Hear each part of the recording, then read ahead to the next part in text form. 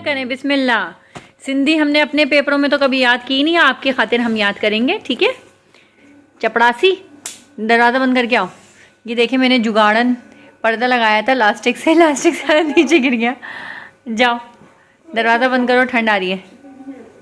अस्सलाम वालेकुम मेरी प्यारी प्यारी सहेलियों को मेरा प्यार भरा सलाम और मेरी नए आने वाली सहेलियों को खुश आमदीद। मेरी जितनी भी आने वाली सहेलियाँ उन सबका बहुत बहुत शुक्रिया और जो पुरानी हैं उनका तो शुक्रिया ही शुक्रिया। तो आज का ब्लॉग मैंने वहीं से स्टार्ट किया है जहाँ से लास्ट ब्लॉग मैंने एंड किया था। अगर आप लोगों ने मेरा पिछला ब्लॉग नहीं देखा तो यार देख लो, क्यों नहीं देखते, मेरे समझ में नहीं आता।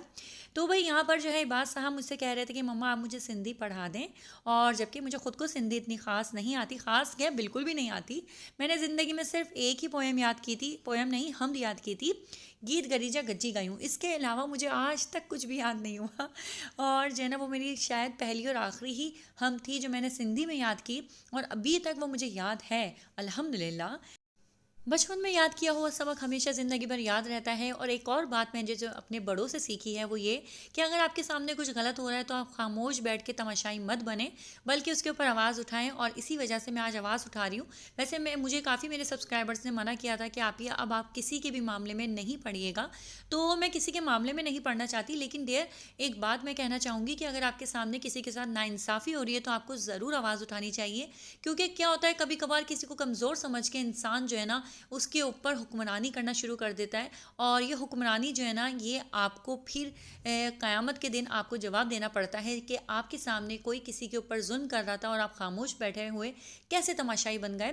तो बस इस वजह से आज मैं आवाज़ उठा रही हूँ, वरना मेरा बिल्कुल भी ये टॉपिक नहीं है, बिल्कुल भी मेरा कोई नहीं बनता इसमें काम बोलने का।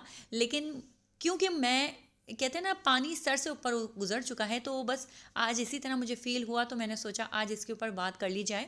क्योंकि शुएब जवेरिया को मैंने पर्सनल में भी जाके समझाया है, मैंने काफ़ी लोगों को यार पर्सनल में समझाया है कि प्लीज़ अब सितारा के ऊपर जो है ना बात करना ख़त्म कर दो, इस तरह उसको ट्रॉल करना, उसको परेशान करना छोड़ दो।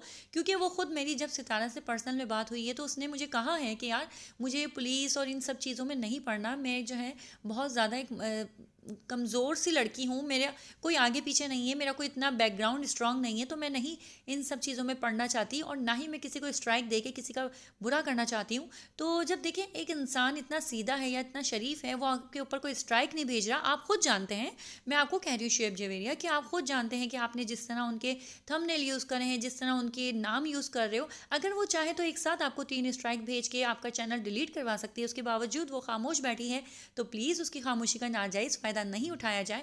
और हाँ, जो उसके रिश्तों की आप लोग कह रहे हैं ना, जो उसके रिश्तों की खिचड़ी आप लोगों ने बना दी है, तो उसके ऊपर भी मैं बात करूँगी थोड़ी सी अपनी व्लॉगिंग के बाद। पहले मैं अपनी रेसिपी आप लोगों के साथ शेयर कर लूँ कि मैं आज क्या बना रही हूँ। मैं आज बना रही थी मज़ेदार सी पुलाव, और ये पुलाव बहुत ही आसान है, मिनटों में तैयार हो जाती है। सिर्फ और सिर्फ इसमें यखनी बनानी है, यखनी चिकन की यखनी बनाई है। इसमें ही मैंने आलू डाल दिए और क्या होता है यार दूसरों की बातें करते करते अपनी खुद की रेसिपी इंसान भूल जाता है। सौंफ, साबुत धनिया, ज़ीरा, देगी मिर्चें, गरम मसाला, लहसुन अदरक, हरी मिर्चें, प्याज, सारा कुछ मटेरियल जो था ना वो इसी के अंदर यखनी के अंदर हम शामिल कर देते हैं और इसको पकने के लिए छोड़ देते हैं। लाइट गई हुई है, अभी तक लाइट नहीं आई, और ये रज़ा से मैंने कुछ सामान मंगवाया था वो लेकर आ गए हैं। और भाई मेरे पास रिक्वेस्ट आई है केक रेसिपी की, तो भाई बहुत दिन हो गए थे केक नहीं बनाया, तो मैंने कहा आज बना लिया जाए मज़ेदार सा केक। तो चॉकलेट केक बनाऊँ या कॉफ़ी केक बनाऊँ या क्रीम केक बनाऊँ, कुछ समझ में नहीं आ रहा, आप लोग बताएँ।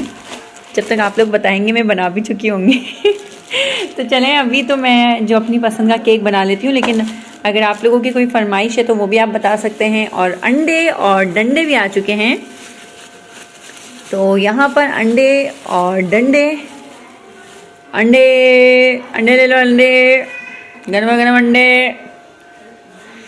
और यहाँ पर बन रही है बिरयानी, बिरयानी नहीं यार पुलाव, यार कितनी बार मैं बताऊँ।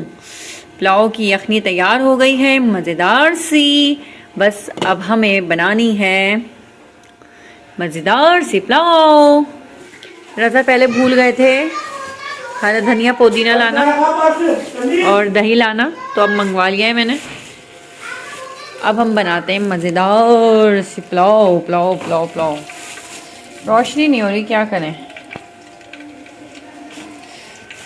तो बस ये मैं यहाँ पर मैं भुट्टा खा रही हूँ। किस किस को भुट्टा पसंद है वो आ सकता है। खाना बनाते बनाते ना भुट्टा खा लो, मज़ा आता है। ये प्याज कटिंग कर लिए मैंने।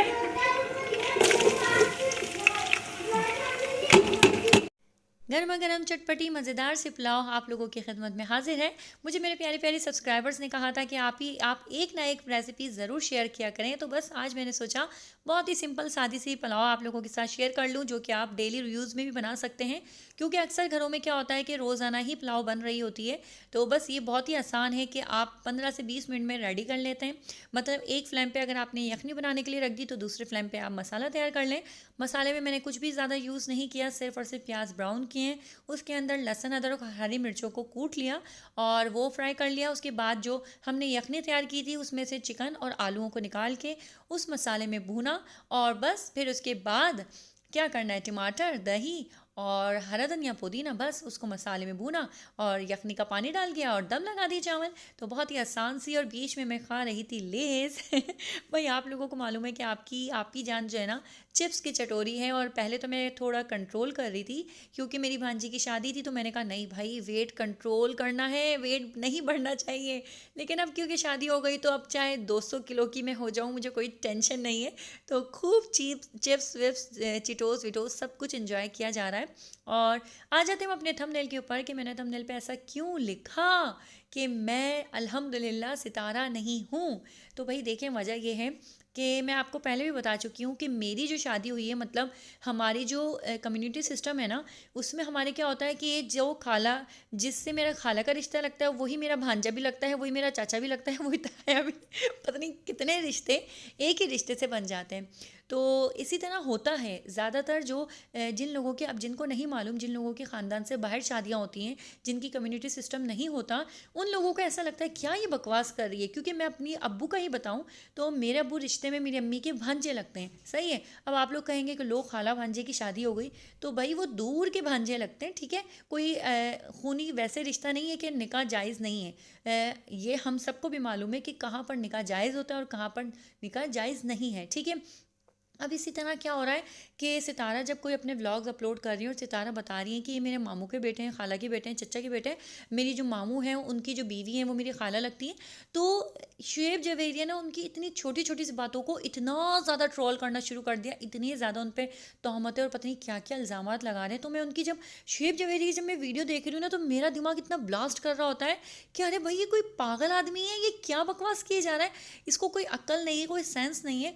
अच्छा, मैं पहले नहीं चाह रही थी कि इस टॉपिक के ऊपर मैं दोबारा कभी बात करूं, लेकिन उन्होंने ना सारी हदें पार कर दी, तो बस इस वजह से आज मैंने बात की कि प्लीज़ इस तरह किसी को परेशान मत करो। सितारा ने आपका क्या बिगाड़ा है? वैसे मैं पर्सनल में भी जाके उनसे रिक्वेस्ट कर चुकी हूँ कि प्लीज़ ये सारी चीज़ें बंद कर दो, लेकिन वो मान ही नहीं रहे। तो मैंने सोचा आज मैं आप लोगों को बता दूँ कि भाई जो कम्युनिटी सिस्टम होता है उसमें इसी तरह रिश्ते घुमे हुए होते हैं। और अगर आप मेरे भाई को देखेंगे, मेरे भाई और रज़ा जो है बिल्कुल हम शक्ल हैं, तो इसका क्या मतलब है, वो दोनों सगे भाई हैं। तो बस ये बात आप लोगों के साथ शेयर करनी थी। और आप लोगों की फरमाइश पे मैंने बनाया था आज केक, लेकिन उसकी रेसिपी इंशाल्लाह ताला नेक्स्ट वीडियो में शेयर करूंगी। जो मेरे चैनल पे न्यू है वो जल्दी से सब्सक्राइब कर लें और इंतज़ार करें मज़ेदार से केक की रेसिपी के लिए।